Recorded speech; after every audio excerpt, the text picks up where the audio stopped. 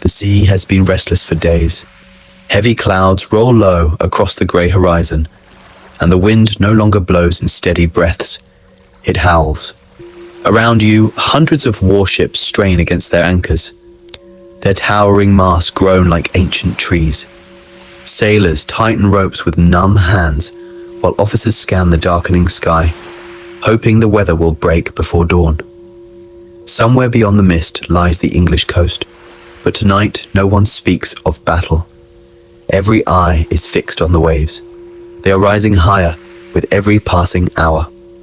The greatest fleet Britain has ever assembled is about to face an enemy no admiral can command, no cannon can defeat, and no sailor can bargain with. Before the storm ends, the pride of the Royal Navy will be scattered across rocks, swallowed beneath cold water, and remembered as one of Britain's greatest maritime disasters. The catastrophe would later become known as the Great Storm of 1703, a disaster so immense that many people living in England believed they were witnessing divine judgment.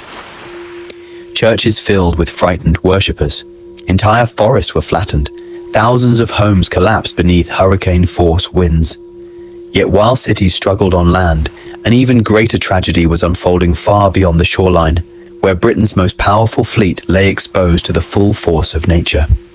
Only a few years earlier, England had entered the War of the Spanish Succession, one of Europe's largest conflicts. Powerful kingdoms fought over who would inherit the vast Spanish Empire after the death of King Charles II of Spain. England, together with its allies, depended heavily on its navy. Control of the sea meant control of trade, supplies, and the movement of armies. The Royal Navy had become the backbone of Britain's growing influence. Its ships protected commerce, blockaded enemies, and carried soldiers across Europe. Confidence in the fleet was enormous. Many believed no rival navy could challenge it, but confidence at sea has always depended on something beyond human control. Early 18th century sailors possessed remarkable skill, yet weather forecasting barely existed. Captains relied on experience, shifting clouds, changing winds, and instinct. A violent storm could still arrive with almost no warning. The ocean offered wealth and power, but it demanded absolute respect. As November approached, Admiral Sir Cloudesley Shovell commanded one of Britain's largest fleets. His ships had spent months supporting military operations in the Mediterranean. Their crews were exhausted after long deployments, sails were worn, and supplies were running low. Still, the fleet had survived battles, disease, and endless months at sea. Home lay somewhere beyond the Atlantic winds. Families waited in English ports.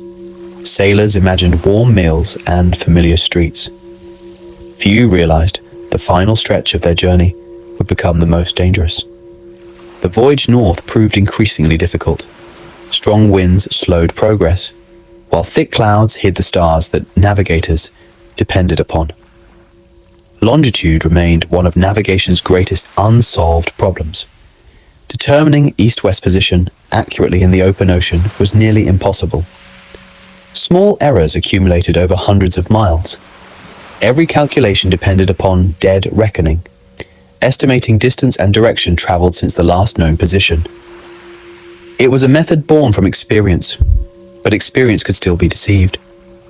Picture yourself standing on the deck as darkness settles across the fleet. Salt spray stings your face. The compass offers direction, but certainty has vanished.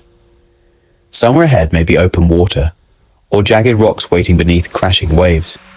Around you, dozens of captains reach different conclusions from the same uncertain evidence.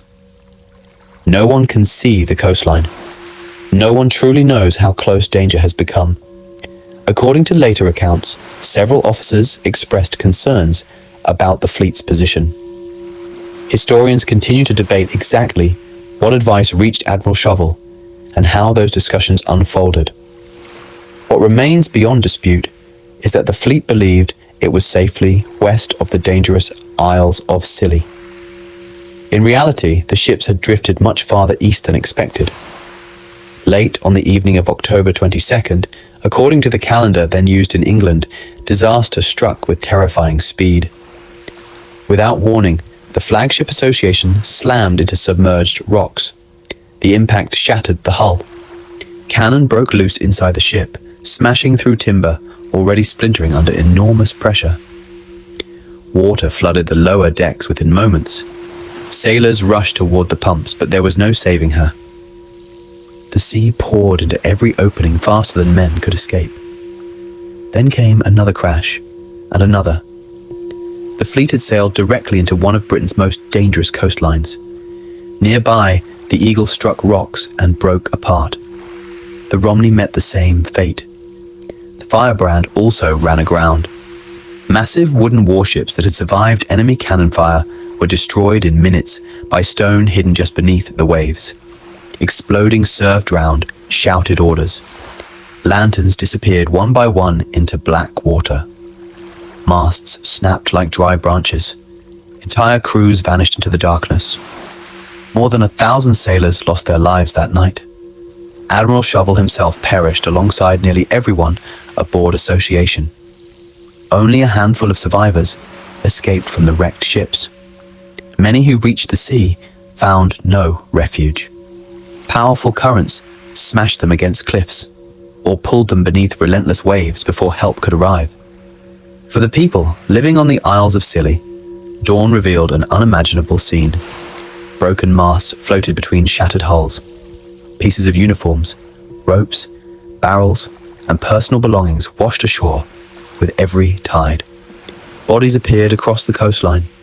Families searching the beaches could do little more than recover the dead.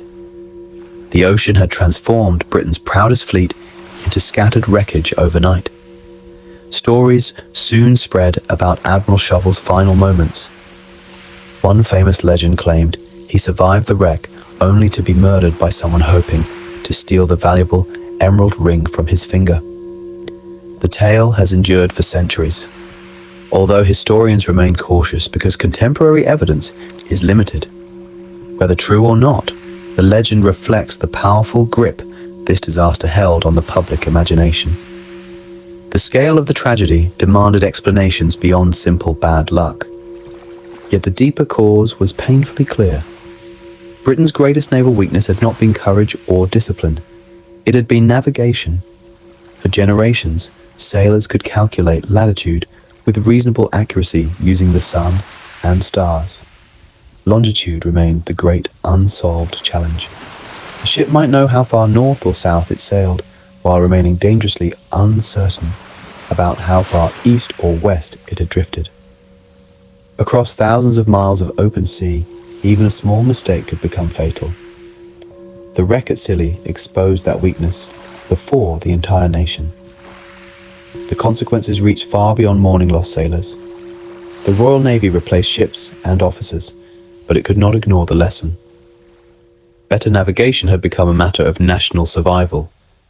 Merchants, naval commanders, and political leaders increasingly recognized that Britain's future as a maritime power depended upon solving the longitude problem. Years later, Parliament responded with one of history's most famous scientific prizes. The Longitude Act of 1714 offered enormous financial rewards to anyone who could develop a practical method for determining longitude accurately at sea. It inspired decades of innovation involving astronomy, mathematics, and eventually precision timekeeping. Among those who transformed navigation was the self-taught clockmaker John Harrison, whose marine chronometers revolutionized ocean travel. His remarkable work did not erase the memory of the Scilly disaster, but it ensured thousands of future sailors would navigate with far greater confidence than those who sailed with Admiral Shovell. Stand once more beside the shoreline after the storm has finally passed. The wind has faded into silence. Waves still roll toward the rocks, carrying fragments of ships that only yesterday represented the strength of an empire. Victory in battle can be planned. Fleets can be built with enormous wealth. Sailors can train for years. Yet none of it guarantees survival when nature decides otherwise. Britain would recover. Its navy would grow even stronger during the centuries that followed, eventually becoming the dominant maritime force in the world. But beneath that success lay hard-earned lessons, written not only in victories, but also in disasters. The wrecks off the Isles of Scilly became silent teachers, reminding every generation that mastery of the sea demands more than powerful ships. It requires knowledge, humility, and respect for forces beyond human command. Today, the ocean still guards the remains of those warships beneath shifting sand and cold Atlantic water. Their timbers have weathered away, but their story has not. It is the story of a fleet that conquered enemies across Europe, only to be defeated by wind, rock, and darkness. And it is a reminder that some of history's greatest turning points were never decided by kings or armies, but by the unstoppable power of the natural world.